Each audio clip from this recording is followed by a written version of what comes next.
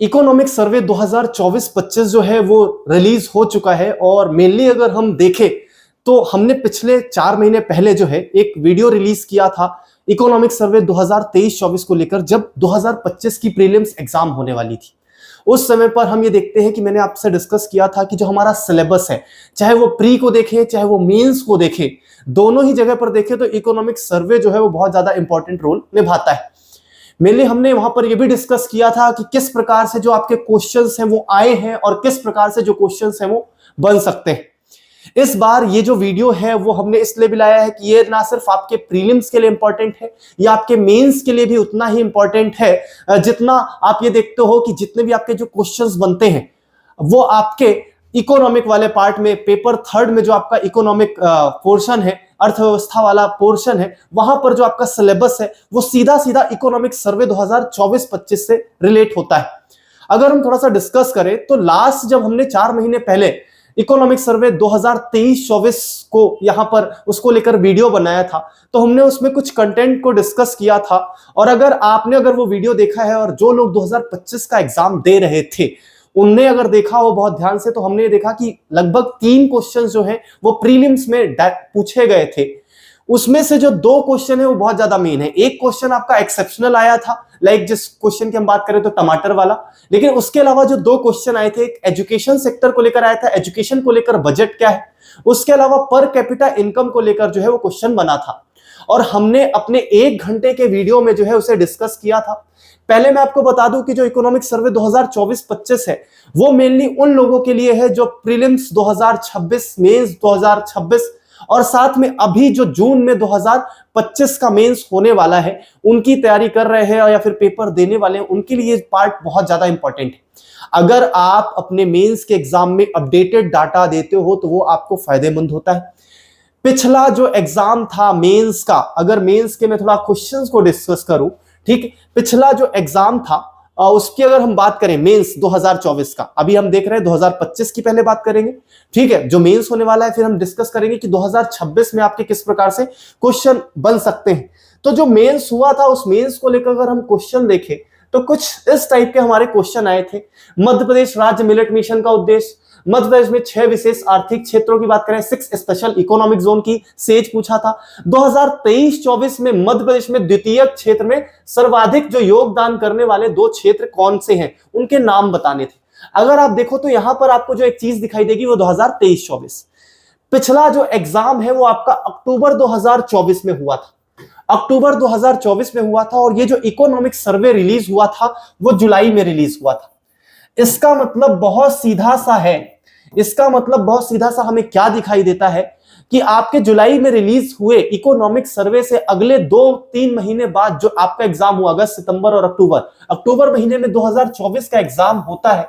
और यहां पर जो क्वेश्चन है जुलाई 2024 में रिलीज हुए इकोनॉमिक सर्वे से, 2023-24 के इकोनॉमिक सर्वे से डायरेक्ट पूछे गए। लगभग यहां पर जितने भी क्वेश्चन हैं वो इकोनॉमिक सर्वे में 2023-24 में डायरेक्टली दिए हुए थे। अब मैं डिस्कस करूंगा प्रीलिम्स एग्जाम के लिए कैसे इकोनॉमिक सर्वे इंपॉर्टेंट है।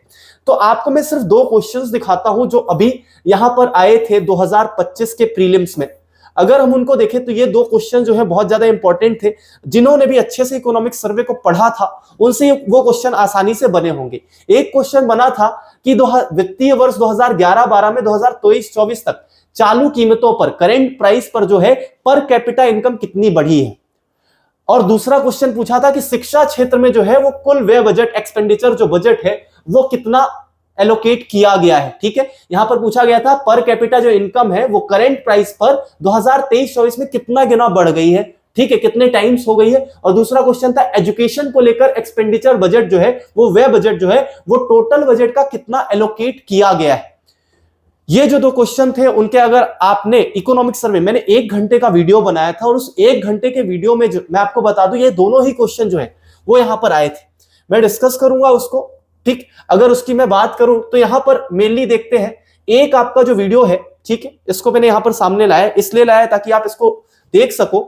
लगभग 20 मिनट और 20 सेकंड पर जो है आप इस वीडियो में जाएंगे। आज से 4 महीने पहले लगभग ये रिलीज किया था, ठीक है, प्रीलिम्स के एग्जाम के पहले। और यहां पर मैंने मेनली जो है स्टार लगाकर बहुत क्लियरली लिखा था कि उस समय पर हम देखते हैं 2011-12 में 38,497 रुपए जो थी वो क्या थी, पर कैपिटा इनकम थी, यहां पर प्रति व्यक्ति आय थी, जो कि 1,42,565 हुई 2023-24 में। और साफ साफ लिखा था लगभग 4 गुना की वृद्धि हुई है, स्टार भी लगाया था। दूसरा जो क्वेश्चन है वो आपका है ये, ठीक, ये जो आपका वीडियो था, लगभग हम ये देखते हैं कि ये जो वीडियो था वो लगभग 47 मिनट का था, और एक आपका जो वीडियो है वो लगभग 15 मिनट का था, और 13 मिनट का था। तो लगभग 1 घंटे से भी कम वीडियो में हमने जो है यहां पर 2 क्वेश्चन कवर किए थे प्रीलिम्स के, जिसमें जो दूसरा था कुल बजट का लगभग 12.22%। अगर आप इसको बहुत अच्छे से देखेंगे तो इसमें बहुत क्लियरली जो है मैंने यहाँ पर मेंशन किया है खर्च की जा रही है। तो ये हमारे लिए थोड़ा सा इंपॉर्टेंट पार्ट है कि शिक्षा क्षेत्र में यहाँ से सवाल बनता है, ठीक है, शिक्षा क्षेत्र में बजट राशि कितनी है या कितने प्रतिशत है, ठीक है, तो ये आपका एक इंपॉर्टेंट, तो इस पार्ट को मैंने यहाँ पर कवर किया था। और ये जो दोनों ही क्वेश्चन है प्रीलिम्स 2025 में डायरेक्ट पूछे गए। उसके अलावा जो तीसरा आया था वो आया था टमाटर का, थोड़ा सा एक्सेप्शनल था, उत्पादकता को लेकर सवाल आया था, ठीक है, जहां तक कई बार इकोनॉमिक सर्वे में हम पढ़ने नहीं जाते हैं, तो एक आध क्वेश्चन तो कई बार एमपीपीएससी में बनते हैं। तो हम यहां पर इसलिए इन चीजों की बात कर रहे हैं क्योंकि हमें इस बात का पता होना बहुत ज्यादा जरूरी है कि हमारे एग्जाम में क्या चीजें पूछी जाएंगी, क्या पूछी जाती रही हैं, ठीक है, और उसके अलावा किस प्रकार से आगे चलकर इस पर सवाल बन सकते हैं। उन चीजों को ध्यान में रखकर जो है हमें इकोनॉमिक सर्वे को जो है वो बहुत ज्यादा पढ़ना जरूरी है, सिर्फ और सिर्फ प्री के लिए नहीं, क्योंकि मेंस में भी जो पिछला मेंस हुआ था, हम ये देखते हैं कि 2023 के बाद आपका सिलेबस चेंज हुआ 2024 में, और 2024 में जब हम ये देखते हैं कि जो एमपी इकोनॉमिक्स का पार्ट है वो बहुत ज्यादा चेंज हुआ, बहुत ज्यादा बढ़ भी गया। पहले जब एमपी इकोनॉमिक्स ना के बराबर थी, वही एमपी इकोनॉमिक्स जो है वो अब आपको बहुत क्लियरली 2 यूनिट में दिखाई देगी मेंस में, उसकी भी हम चर्चा करेंगे, ठीक, कि ये किस प्रकार से हमें दिखाई देती है। तो ये 2 यूनिट है आपके पेपर थर्ड में जो है आपके यूनिट यहां पर दी हुई है, थर्ड यूनिट और फोर्थ यूनिट। अगर इस थर्ड यूनिट और फोर्थ यूनिट के आप सिलेबस को देखो, ये मैं मेंस का डिस्कस कर रहा हूं, ठीक है, क्योंकि सिर्फ हमें प्री तो देना नहीं है, प्री के बाद हमें मेंस भी यहां पर क्वालिफाई करना है, ठीक है, मेंस को भी निकालना है, और मेंस में जो हमारे क्या होंगे नंबर्स होंगे वो कहीं ना कहीं हमें हमारी मेरिट को भी डिसाइड करेंगे। तो प्री तो सिर्फ क्वालिफाई करना है, मेंस में तो हमें अच्छे मार्क्स लाने। ऐसे में ये 2 यूनिट जहां पर आपके लगभग देखे जाए तो अगर एवरेजली देखे जाए तो लगभग 60 मार्क्स कि ये जो क्वेश्चन है वो 60 मार्क्स हमें कवर करना बहुत ज्यादा जरूरी है। अगर आप इस सिलेबस को थोड़ा सा ध्यान से देखो तो लगभग जो सिलेबस है वो आपको इकोनॉमिक सर्वे के जो सब्जेक्ट्स हैं, जो टॉपिक्स हैं, उनसे मिलता जुलता दिखाई देगा। इसके अलावा मैंने ये डिस्कस किया कि जो मेंस 2024 हुआ, ठीक, मेंस 2024 जो हुआ वो अक्टूबर 2024 में हुआ, उसके पहले जुलाई 2024 में इकोनॉमिक सर्वे 2023-24 रिलीज हुआ था, और अगले 2 महीने बाद ये मेंस का पेपर होता है, और जो भी आपके क्वेश्चन बने हैं ये लगभग सारे इंक्लूडेड हैं इकोनॉमिक सर्वे 2023-24 में। तो हम इस चीजों की बात क्यों कर रहे हैं, इसलिए बात कर रहे हैं क्योंकि अब अगर आपको ये लगता है कि हमें जो है वो सिर्फ और सिर्फ इकोनॉमिक्स पढ़ने से मतलब निकलेगा, तो उसका कोई मतलब नहीं होगा। हमें इकोनॉमिक सर्वे को भी वैसे ही पढ़ना पड़ेगा जैसा कि हम ये पढ़ते थे कि इकोनॉमिक्स में अलग अलग पॉइंट्स पढ़ते हैं, तो इकोनॉमिक सर्वे हमारे लिए उतना ही इंपॉर्टेंट हो जाता है। मध्य प्रदेश में 2019-20 से 2022-23 के मध्य राज्य करों की जीएसडीपी में क्या योगदान स्पष्ट हुआ, ये सीधा क्वेश्चन जो है इकोनॉमिक सर्वे 2023-24 में जो है वो दिया हुआ है। इसी प्रकार एमएसएमई को लेकर जो भी योजनाएं हैं वो बिल्कुल लिस्ट के साथ हमें दी हुई है, ठीक है, जो नीतियां बनी। उसके अलावा हम ये देखते हैं लाडली बहना योजना जो आई, उसको लेकर देखें महिला सशक्तिकरण एवं आर्थिक स्वावलंबन की दिशा में, सीधा अगर यहां पर देखें तो महिलाओं का सशक्तिकरण, लाडली बहना योजना, आर्थिक स्वावलंबन, ठीक है, स्वास्थ्य एवं पोषण स्तर, ठीक। अगर हम ये बात करें तो लगभग हम पेज को डिस्कस कर रहे हैं। एक हमने देखा क्या, राजस्व कर, जो राजस्व कर को लेकर बात करें तो यहां पर जीएसडीपी में 6.16 से बढ़कर 6.20% यहां पर जो हो गया है वो रेवेन्यू टैक्स जो बढ़ा, तो इस प्रकार से जीएसडीपी में योगदान रहा। उसके अलावा ये जो पेज है ये मैंने सीधे जो है वो इकोनॉमिक सर्वे से निकाले, पेज नंबर 21 दिया हुआ है, इकोनॉमिक सर्वे 2023-24 दिया हुआ है। ये सारी चीजें आपके सामने रखने का जो सबसे बड़ा कारण है वो ये है कि इकोनॉमिक सर्वे से जो है वो डायरेक्ट आपके क्वेश्चन बन रहे हैं, चाहे वो आपका प्री हो चाहे वो आपका मेंस हो, डायरेक्ट जो क्वेश्चन है आपके 2 से 3 प्री में बन रहे हैं। पिछले 2 सालों में मैंने इन क्वेश्चंस को देखा है। उसके अलावा मेंस में भी इस टाइप के जो क्वेश्चंस हैं वो लगातार बन रहे हैं।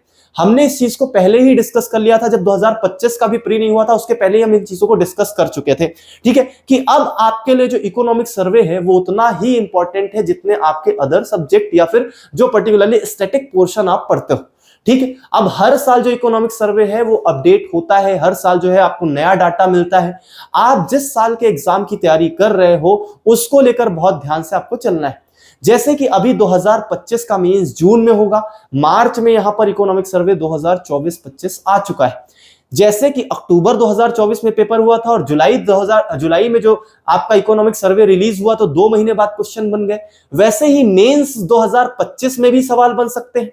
दूसरा, जो लोग 2026 की प्रिपरेशन यहां पर कर रहे हैं प्रीलिम्स और मेंस की, आप मुझे यह बताना कि आपका पेपर जनवरी 2026 में होगा और उसके पहले कोई नया इकोनॉमिक सर्वे रिलीज होने वाला नहीं है। ऐसे में आपके लिए बहुत ज्यादा मायने रखता है, बहुत ज्यादा इंपॉर्टेंट है कि आप इकोनॉमिक सर्वे 2024-25 को एक आज से ही तैयार करना शुरू कर दें। ठीक है, इसका जो एक कारण है वो ये है क्योंकि इसमें बहुत ज्यादा डाटा है और हम एक एक जो पोर्शन है उसको आराम से बहुत अच्छे से डिस्कस करते हुए चलेंगे, एक थोड़े थोड़े टाइम में चीजों को डिस्कस करते हुए चलेंगे और साथ ही साथ हमें उसे तैयार करते हुए चलना है। क्योंकि आप ऐसा तो नहीं कर सकते कि इकोनॉमिक सर्वे एक ऐसी चीज है जिसको आप एक दिन में ही तैयार कर लो, ऐसा पॉसिबल नहीं है। तो ऐसे में हमारे लिए इंपॉर्टेंट ये है कि हम थोड़ा थोड़ा जो पोर्शन है वो इकोनॉमिक सर्वे का तैयार करते चले। लगभग 400 से 450 पेज का जो इकोनॉमिक सर्वे होता है, अगर उसको हमने देखे तो अगर हम स्टैटिक पोर्शन बहुत पहले ही कवर कर चुके हैं लाइक ज्योग्राफी, हिस्ट्री, तो बहुत सारी ऐसी चीजें हैं जो आपको डायरेक्टली यहां पर दिखाई देंगी। उनको हटा दे तो लगभग 100 से 150 पेज हट जाएंगे। उसके अलावा कुछ ऐसी चीजें जो लाइक एनालिटिकली हम सोच सकते हैं, विश्लेषण हम कर सकते हैं, उन चीजों को हटा दे तो लगभग 100 से 150 या मैक्सिमम देखें तो 200 पेज ऐसे हैं जिनमें हमें डाटा मिलता है, योजनाएं मिलती हैं, स्कीम्स हमें दिखाई देती हैं और ये हमारे लिए बहुत ज्यादा इंपॉर्टेंट हो जाती है।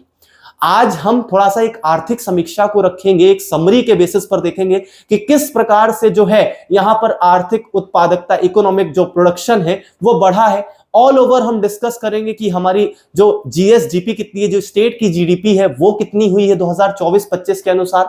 इसके अलावा हम पर कैपिटा इनकम को डिस्कस करेंगे। अगर आप सिलेबस देखो तो सिलेबस में जो आपको पहला पॉइंट दिखाई देता है वो आपको यही दिखाई देता है।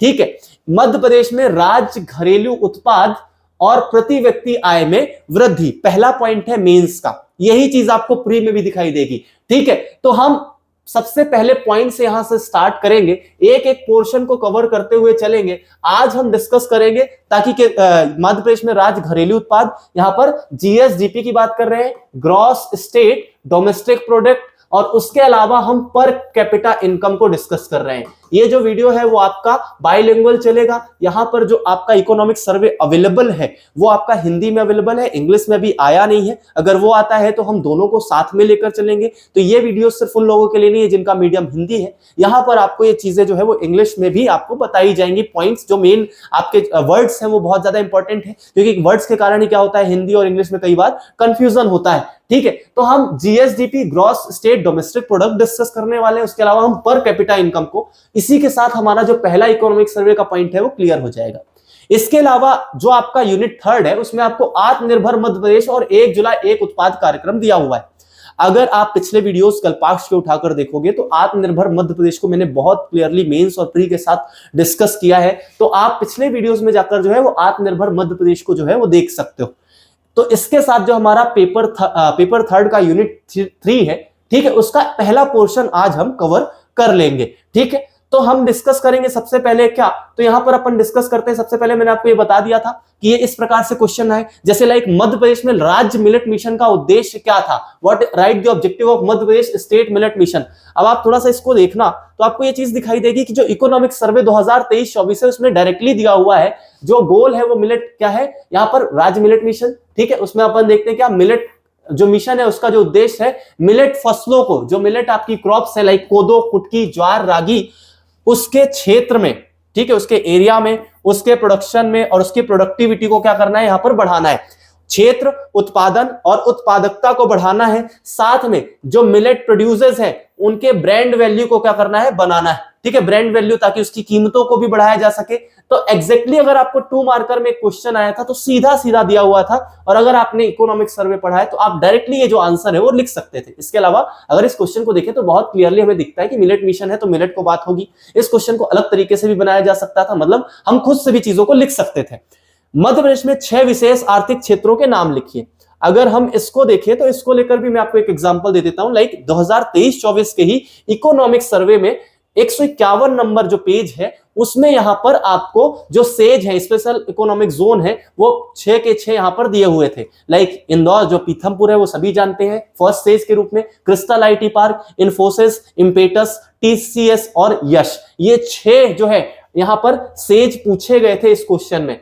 इसी तरीके से देखें 2023-24 में मध्य प्रदेश में द्वितीयक क्षेत्र का जो सेकेंडरी सेक्टर है, उस सेकेंडरी सेक्टर में हम ये बात करते हैं कौन से ऐसे 2 सेक्टर हैं जिनका कंट्रीब्यूशन यहां पर सबसे ज्यादा रहा है। तो द्वितीयक क्षेत्र में निर्माण और विनिर्माण क्षेत्र, ये दोनों क्षेत्र हैं जिनका योगदान सर्वाधिक रहा है। इस साल भी देखें तो निर्माण और विनिर्माण का क्षेत्र का, ठीक है, कंस्ट्रक्शन और मैन्युफैक्चरिंग सेक्टर का जो योगदान है, जो कंट्रीब्यूशन है, वो सबसे ज्यादा रहा है। ये इकोनॉमिक सर्वे में आप जाओगे तो 112 नंबर पेज में जो है वो आपको दिखाई देगा द्वितीयक क्षेत्र में निर्माण क्षेत्र का कंस्ट्रक्शन जो सेक्टर है उसका कंट्रीब्यूशन सबसे ज्यादा रहा 43.4%। इसके अलावा विनिर्माण जो है मैन्युफैक्चरिंग सेक्टर का जो यहां पर योगदान है दूसरे नंबर पर सबसे ज्यादा रहा। तो यही लिखना था।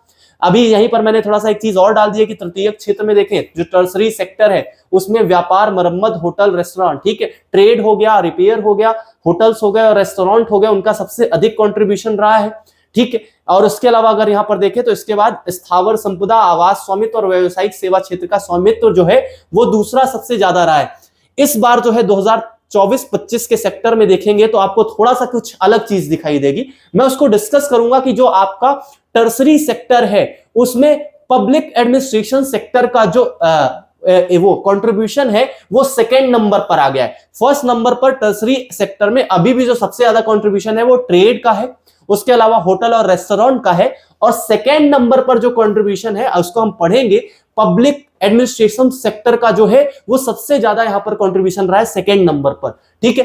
तो सबसे ज्यादा यहीं पर इंपॉर्टेंट हो जाता है। एक तो हम खुद भी एमपीपीएससी की तैयारी कर रहे हैं, एडमिनिस्ट्रेशन सेक्टर से जुड़े हुए हैं, ठीक है। तो ऐसे में अगर किसी का योगदान कंट्रीब्यूशन बढ़ जाता है वो हमारे लिए, क्योंकि डाटा चेंज हो रहा है, जैसे ही डाटा चेंज हो रहा है उस चीज को आपको पकड़ना है और उसको बहुत अच्छे से ध्यान रखना है, ठीक है। तो इस टाइप के जो क्वेश्चन है पिछली बार सेकेंडरी सेक्टर से पूछ लिया, अगली बार को पूछना होगा तो अगर अलग अलग सेक्टर से पूछ सकता है। इसी प्रकार से गांव की बेटी योजना, देवारण्य योजना और अलग अलग योजनाओं की यहां पर बात आई थी।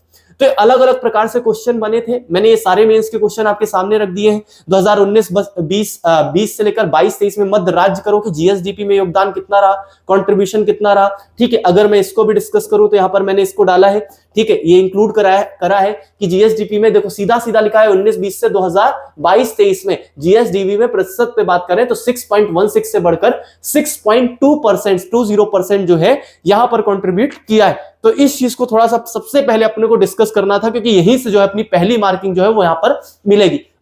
इसी प्रकार लाडली बहना योजना, उसी प्रकार हम देखें तो एमएसएमईज को लेकर जो है वो योजनाओं को लेकर क्वेश्चन बना था, ठीक है। पर्यटन सुविधाओं को बढ़ाने के लिए क्या नीतियां हैं, पर्यटन को लेकर हम बात करेंगे। तो इस टाइप के जो आपके क्वेश्चन है, ये मेंस के क्वेश्चन है, आप इन मेंस को क्वेश्चंस को देख लीजिए 2024 में जो बने। तो इस प्रकार से क्वेश्चंस बनते हैं और कहीं ना कहीं ये डायरेक्टली और इनडायरेक्टली जुड़े हुए हैं इकोनॉमिक सर्वे से।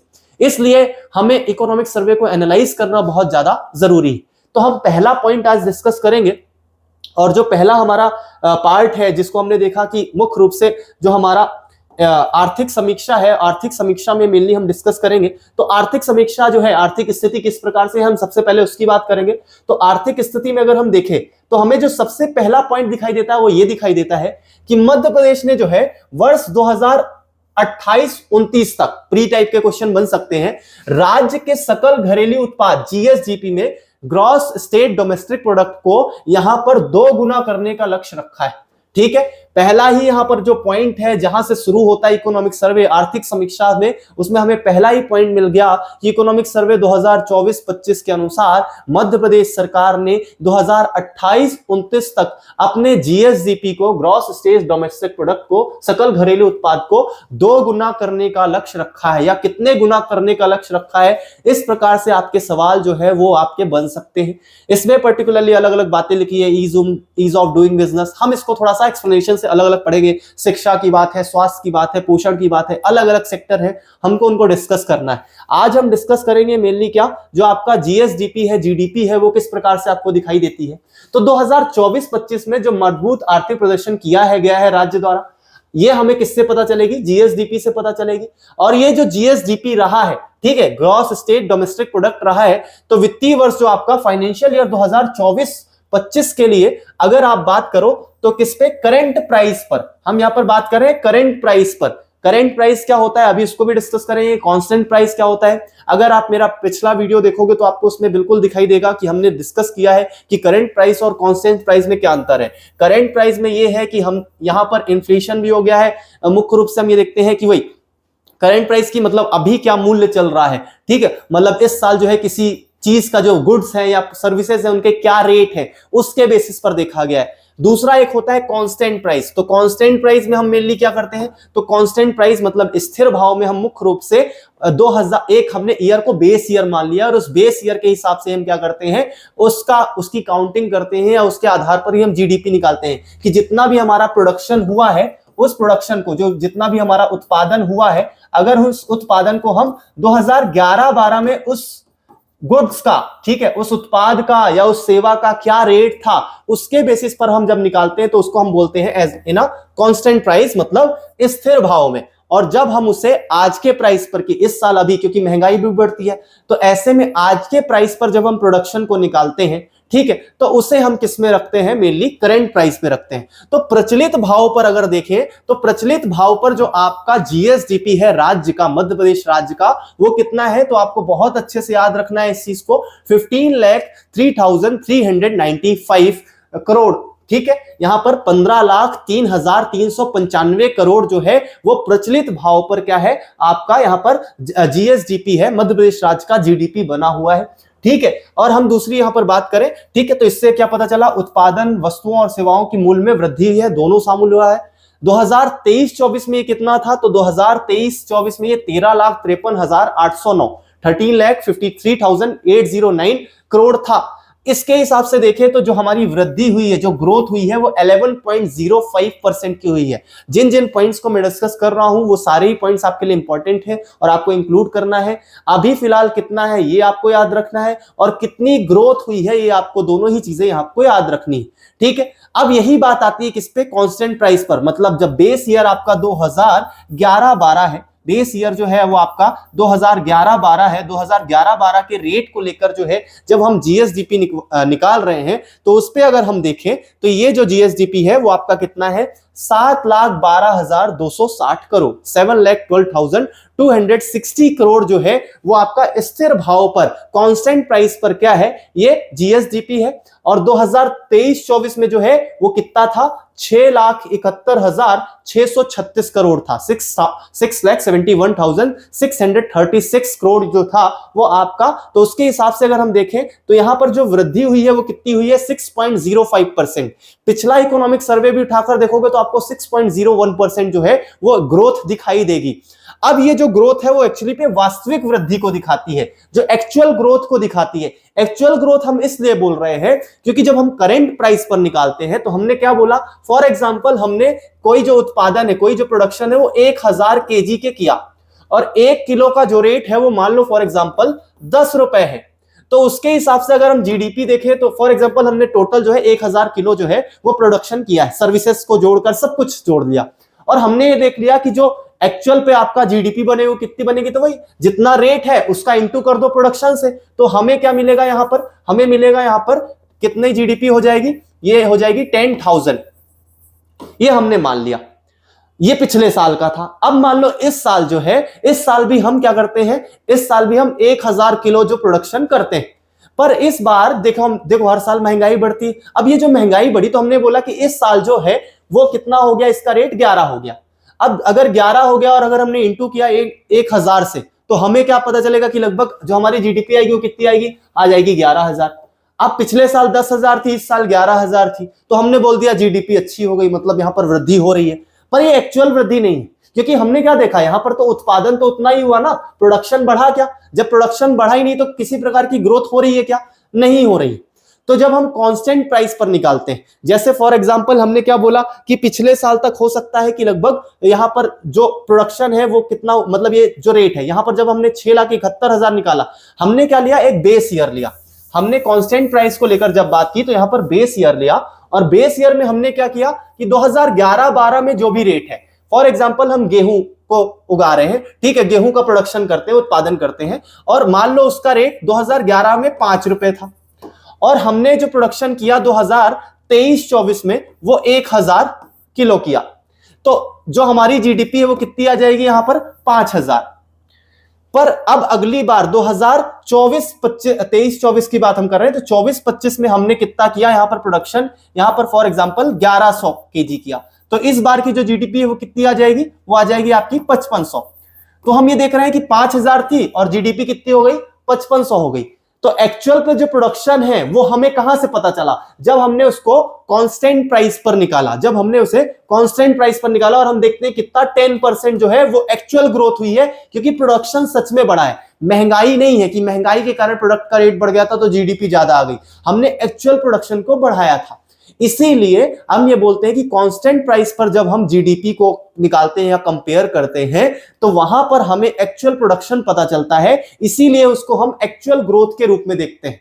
तो जब हम उसे कांस्टेंट प्राइस पर निकालते हैं तो हमें एक्चुअल पे पता चलता है क्या, कि यहां पर कितना प्रोडक्शन हुआ है, ठीक है। तो आई होप आपको करंट प्राइस और कांस्टेंट प्राइस में जो डिफरेंस है वो समझ में आया होगा। यहां पर जब कांस्टेंट प्राइस में हम जीडीपी निकालते हैं तो एक्चुअल प्रोडक्शन पता चलता है, एक्चुअल जो ग्रोथ है वो पता चलती है, जबकि करंट प्राइस में हम जो है वो इन्फ्लेशन को इंक्लूड नहीं करते हैं, मतलब इन्फ्लेशन को घटाते नहीं है, कुछ भी नहीं करते हैं, सीधा सीधा जो रेट है उस साल में, उस साल से हम क्या कर लेते हैं, इसे निकाल लेते हैं। तो जब हम यहां पर कांस्टेंट प्राइस पे निकालते हैं तो हमें यह भी पता चलता है कि एक्चुअल ग्रोथ हुई है, जबकि हम करंट प्राइस में हमें यह नहीं पता चलता कि एक्चुअल प्रोडक्शन बढ़ा है कि नहीं बढ़ा है, सिर्फ हमें यह पता चलता है कि जो आपका प्रोडक्ट था उसकी वैल्यू बढ़ी है। कई बार जो प्रोडक्ट की वैल्यू है वो भी बढ़ना अच्छा है, ठीक है, मतलब उसकी मांग है, डिमांड है, और कहीं ना कहीं हमने उसकी डिमांड बढ़ाई है, तो वो भी करंट प्राइस के बेसिस पर भी निकालना जरूरी है। लेकिन साथ में हम ये देखते हैं कि यहां पर जो आपका कांस्टेंट प्राइस है वो कांस्टेंट प्राइस जो है वो आपके प्रोडक्शन को दिखाता है। तो आई होप आपको कांस्टेंट प्राइस और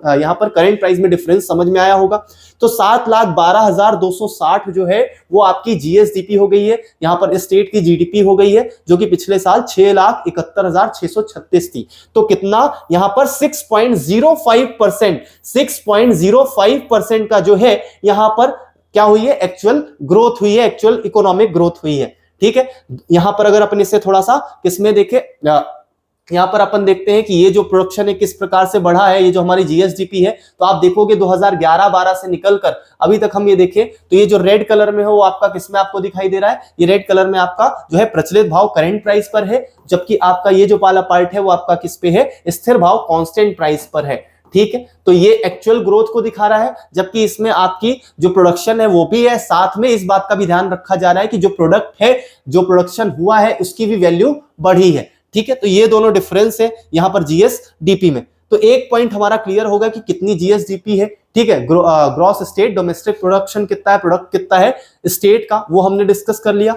अब जो दूसरा पॉइंट आता है वो हमारा आता है किसका, पर कैपिटा इनकम का, प्रति व्यक्ति शुद्ध आय का, ठीक है। अगर हम थोड़ा सा डिस्कस करें 2011-12 से 2024-25 के बीच में, तो यहां पर प्रति व्यक्ति आय जो है वो वृद्धि हुई है, बढ़ी है, ठीक है, वो ग्रोथ हुई है। अब अगर उसकी ग्रोथ की बात करें तो वो यहां पर भी जो है वो आपके दो पॉइंट आएंगे, एक आएगा आपका करंट प्राइस पर, प्रचलित भाव पर, और एक आपका आएगा कांस्टेंट प्राइस पर, स्थिर भाव पर, ठीक है। अब अगर हम देखें तो 2011-12 में जो पर कैपिटा इनकम थी, ठीक है, आपकी वो कितनी थी, 38,497 थी, ठीक है, 38,497 थी, 497 थी, जो 2024-25 में बढ़कर कितनी हो गई है, 1,52,615 हो गई है, ठीक है। पिछले साल देखें तो 1,39,000 के आसपास समथिंग थी, ठीक है। और इसी को लेकर तो सवाल बना था, इसी को लेकर सवाल बना था हमारा। ये क्वेश्चन आप देखिएगा, इस क्वेश्चन के देखेंगे तो यही बना है, 2011-12 से 2024-25 तक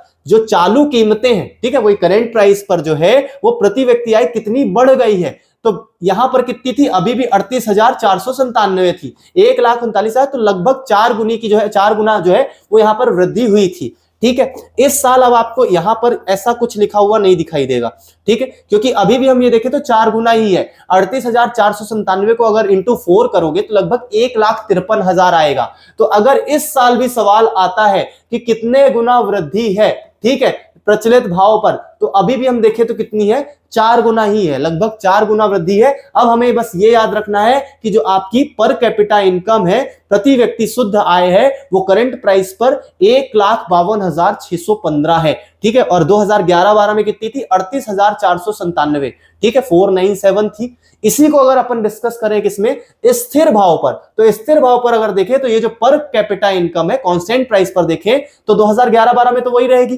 ठीक है। अब हम यहां पर जब पर कैपिटा इनकम निकाल रहे हैं तो हम क्या प्रोडक्शन के बेसिस पर देख रहे हैं, हम ऐसा नहीं कि गुड्स का रेट बढ़ गया इसलिए ज्यादा इनकम हो गई, ठीक है। अब मान लो फॉर एग्जांपल इस साल तक मैं अगर मान लो पेन का प्रोडक्शन कर रहा था, इस साल तक पेन का जो रेट था वो 4 रुपए था, अगले साल 5 रुपए हो गया, ठीक है। मैंने इस साल भी 1,000 पेन बनाई थी, तो जब मैंने उसे 4 रुपए में बेचा तो मुझे इस साल इनकम 4,000 हुई, ठीक है। अगले साल 5 रुपए रेट हो गया, तो अब यहां पर मुझे मैंने बोला कि मेरी इनकम बढ़ गई, 5,000 हो गया, पर प्रोडक्शन बढ़ा क्या मैंने ज्यादा प्रोडक्शन किया क्या, नहीं, 1,000 ही किया था, रेट के कारण जो है वो यहाँ पर क्या हो गया था, मुझे ज्यादा पैसे मिल गया, तो मैंने बोल दिया इनकम जो है वो 5,000 मेरी हुई, मतलब 1,000 इनकम मेरी ज्यादा हुई, ठीक है। पर एक्चुअल पे प्रोडक्शन हुआ था क्या, नहीं हुआ था। अब पर कैपिटा इनकम जो है वो कांस्टेंट प्राइस पर कि हम 4 रुपए ही रेट लेकर चलेंगे जो पिछले साल ही था।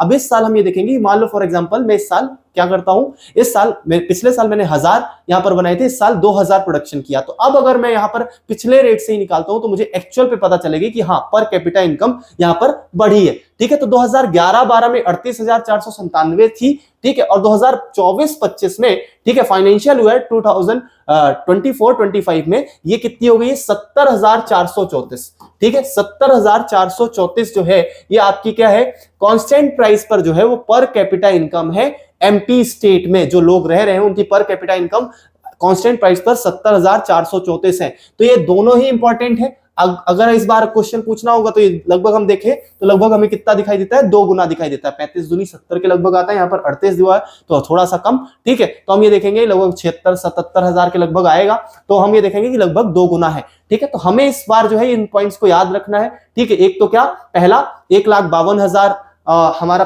615 सॉरी 1,52,615 जो है वो आपकी किस पर, करेंट प्राइस पर है, ठीक है, लगभग 4 गुना है 2011-12 की अपेक्षा देखें, तुलना करें तो। और ऐसे ही कांस्टेंट प्राइस पर मतलब स्थिर भाव पर देखें तो ये कितनी हो गई है, 70,434 हो गई है।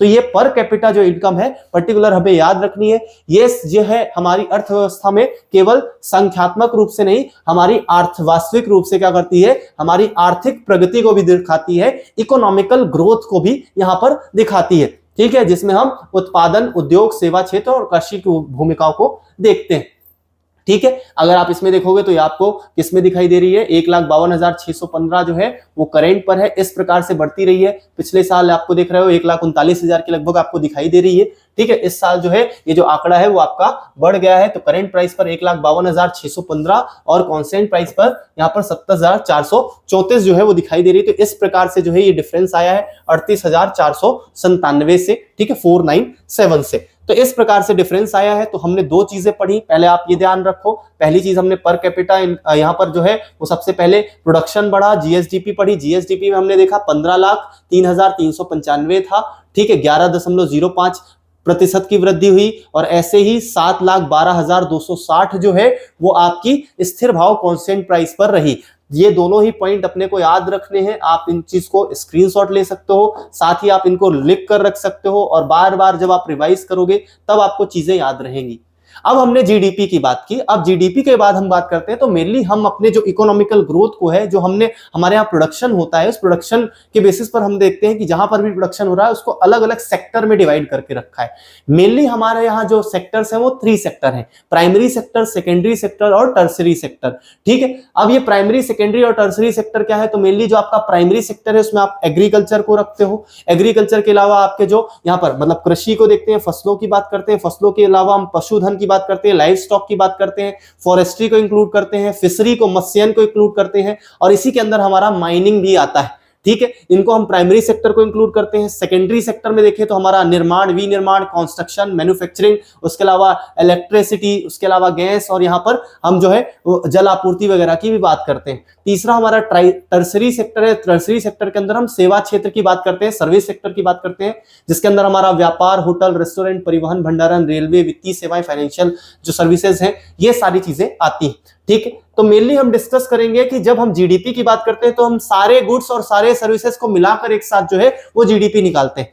ठीक है, अब हम बात करते हैं, दूसरा एक वर्ड यूज होता है यहां पर जीएसवीए का। जीएसवीए का जो है वो वर्ड यूज होता है यहां पर ग्रॉस स्टेट वैल्यू एडेड। मतलब मेनली हम जब पर्टिकुलर सेक्टर की या पर्टिकुलर प्रोडक्शन की बात करते हैं तो वो किस प्रकार से यहां पर उसकी वैल्यू एडेड होती है, वैल्यू एडिशन हो रहा है, उसको यहां पर दिखाने के लिए हम यहां पर मतलब पर्टिकुलर सेक्टर वाइज जब हम कंट्रीब्यूशन की बात करते हैं तो उसे हम जीएसवीए के रूप में देखते हैं। ठीक है, अब ये हमारे लिए बहुत ज्यादा जरूरी है क्योंकि यहां से भी जो सवाल है वो आपका प्री में भी बन चुका है और कई बार यहां से सवाल मेंस में भी बन चुके हैं कि किस सेक्टर का जो योगदान है वो सबसे ज्यादा है। ठीक है, या किस सेक्टर का योगदान कितना है। प्राइमरी सेक्टर में हमने क्या देखा, एग्रीकल्चर, कृषि की बात करेंगे, पशुपालन की बात करेंगे, माइनिंग की बात करेंगे, फॉरेस्ट्री की बात करेंगे। ठीक है, मत्स्य उद्योग है, फिशरीज की बात करेंगे, ये सारी चीजें आएंगी।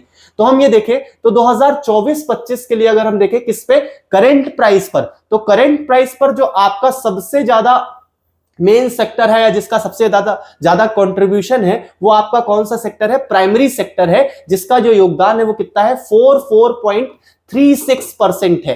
ठीक है, प्राइमरी सेक्टर जिसमें एग्रीकल्चर, लाइव स्टॉक आ जाता है, आपका कृषि आ जाती है, फसलें आ जाती है, उसके अलावा पशुपालन आ जाता है, मत्स्य उद्योग आ जाता है, फिशरीज वगैरह हम देखते हैं। ठीक है, माइनिंग देखते हैं, ये सारी चीजें आपके प्राइमरी सेक्टर में आती है। जो सेकेंडरी सेक्टर है, सेकेंडरी सेक्टर में हम निर्माण, विनिर्माण, मैन्युफैक्चरिंग, कंस्ट्रक्शन सेक्टर को देखते हैं। तो सेकेंडरी सेक्टर का जो योगदान है वो अगर आप देखोगे तो आपको कितना दिखाई देगा, 19.03% आपको दिखाई देगा। तो ऑल टोटल जो जीडीपी है उसमें अगर कंट्रीब्यूशन देखें तो प्राइमरी सेक्टर का सबसे ज्यादा है, सेकेंडरी सेक्टर पर 1903% है, और टर्सरी सेक्टर की अगर हम यहां पर बात करें तो आपको दिखाई देता है कितना, 36.61% जो है वो आपको कंट्रीब्यूशन मिलता है किसका, टर्सरी सेक्टर का, जिसमें हम किसकी बात करते हैं, सर्विस सेक्टर की बात करते हैं। ठीक है, अब यहां पर जो सवाल है वो किस प्रकार से बन सकता है, तो सबसे ज्यादा योगदान किसका है, या फिर वही कि सबसे ज्यादा योगदान से लेकर कंट्रीब्यूशन से लेकर सबसे कम किसका है। तो हम ये देखें तो सबसे ज्यादा आपको कंट्रीब्यूशन किसका दिखाई देता है, प्राइमरी सेक्टर का दिखाई देता है, किस पे, करंट प्राइस पर। फिर उसके बाद हम ये देखें तो जो दूसरा है वो हमें किसका दिखाई देता है, टर्सरी सेक्टर का दिखाई देता है, और उसके बाद हमें दिखाई देता है किसका, यहां पर सेकेंडरी सेक्टर का। मतलब जो हमारा निर्माण और विनिर्माण क्षेत्र है वो कहीं ना कहीं अभी इसमें कमी है, दूसरे सेक्टर के बेसिस पर कंपेयर करें तो यहां पर कंट्रीब्यूशन उसका कम है।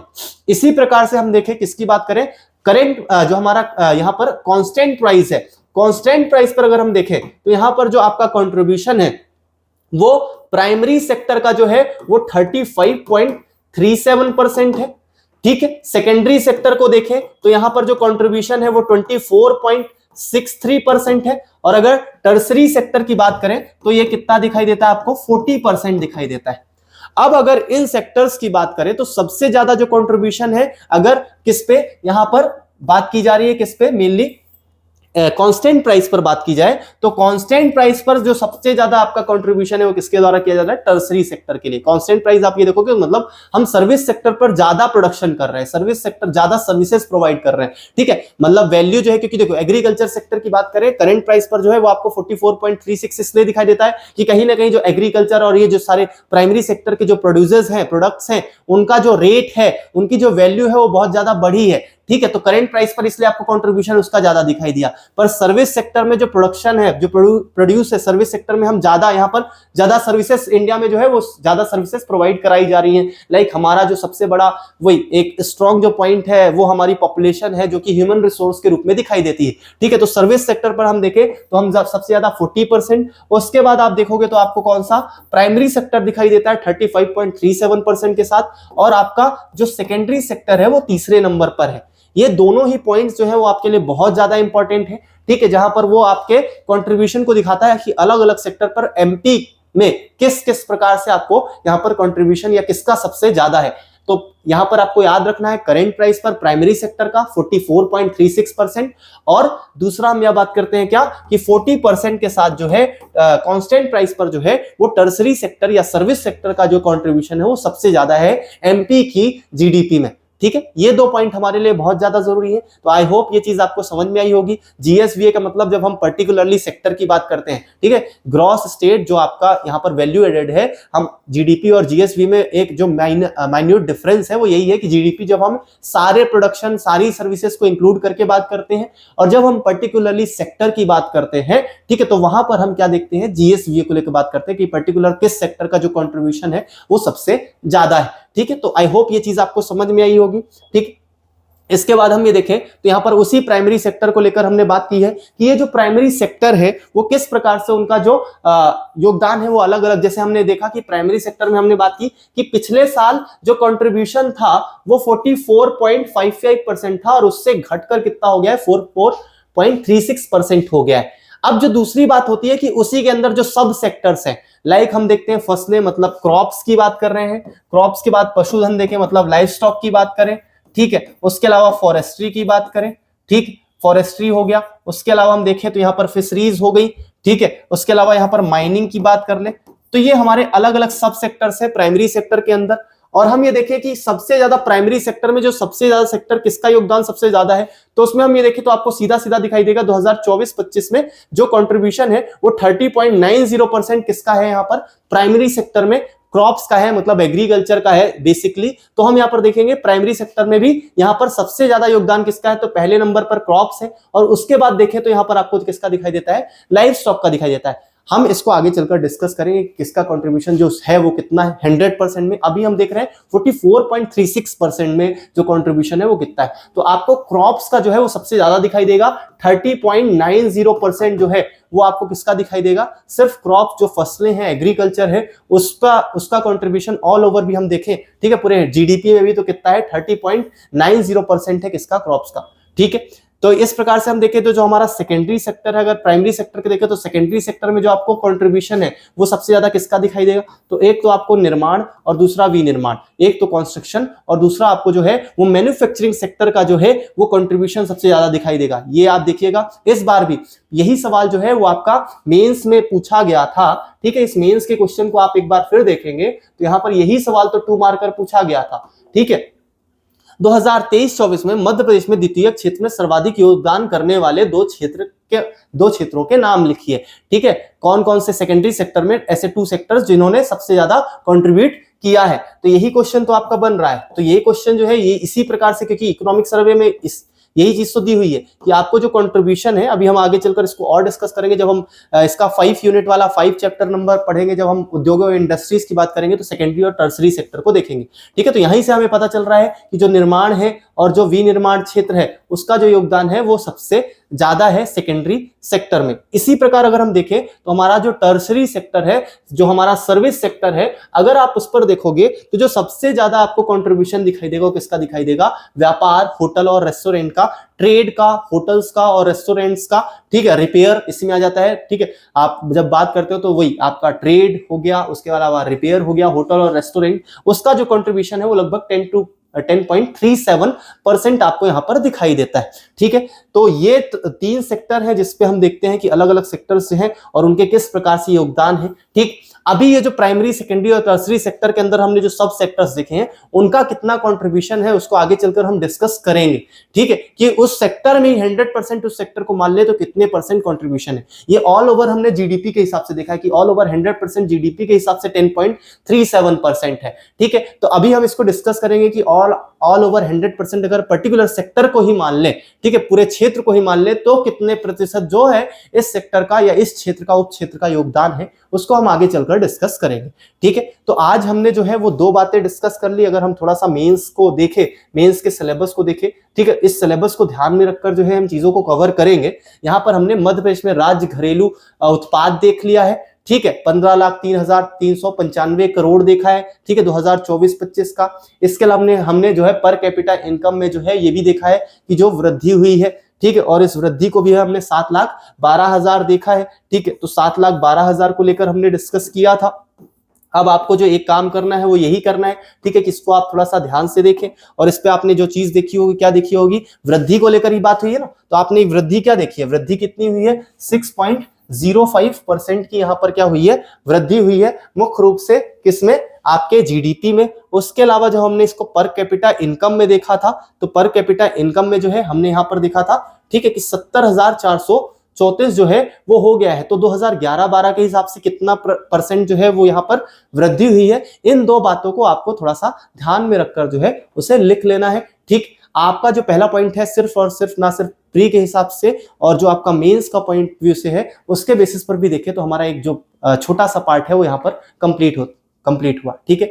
इस वीडियो को हम यहीं पर अंत करेंगे, समाप्त करेंगे। इसके बाद हम जो है वो एग्रीकल्चर वाले, कृषि वाले क्षेत्र को डिस्कस करते हुए हम विभिन्न योजनाओं को डिस्कस करेंगे और हम ये देखेंगे कि कौन कौन सी चीजें हैं। कृषि के पहले जो है एक और मुद्दा है आपका जो कर है और जो वित्त है, सार्वजनिक वित्त वगैरह है, ठीक है, पब्लिक सेक्टर का जो आपका फाइनेंस है, ठीक है, पब्लिक फाइनेंस की बात करेंगे, फाइनेंस सेक्टर की देखेंगे, ठीक है, थोड़ा सा एक बैंकिंग वाला पार्ट है उसको भी एक समरी के रूप में हम उसे डिस्कस करेंगे। और फिर उसके बाद हम एक्सप्लोर करेंगे प्राइमरी सेक्टर की, सेकेंडरी सेक्टर की, टर्सरी सेक्टर की, ठीक है, विभिन्न जो गुड गवर्नेंस को लेकर, सुशासन को लेकर आपको सीधे सीधे जो है वो सिलेबस डिस्कस किया गया है उसको हम डिस्कस करेंगे, ठीक है। आप इन चीजों को जो है वो एक एक करके धीरे धीरे तैयार करते जाएं। अगर आप ये सोचो कि मैं इसे इकट्ठा तैयार कर लूं तो ऐसा पॉसिबल नहीं हो पाएगा, ठीक है। तो हमारा जो फसलें हैं वो आपका चैप्टर 4 के रूप में इकोनॉमिक सर्वे में दिखाई देता है। उसके अलावा इसी में आपको खाद्य सुरक्षा से जुड़े हुए मुद्दे भी या डाटा भी दिखाई देगा। तो इस प्रकार से जो है ये हमारा आपका सिलेबस दिया हुआ है और इस सिलेबस डायरेक्टली इकोनॉमिक सर्वे के कुछ बहुत सारे पॉइंट से जो है वो यहाँ पर कंप्लीट हो जाएगा। तो आई होप ये जो क्लास है वो आपको अच्छी लगी होगी, ठीक है। अगर आपके किसी भी प्रकार से फीडबैक है या किसी प्रकार के सवाल है तो आप बिल्कुल फीडबैक दे सकते हो, कमेंट करके आप बिल्कुल चीजों को बताइए ताकि हम उसे और बेटर कर सकें, ठीक है। जय हिंद,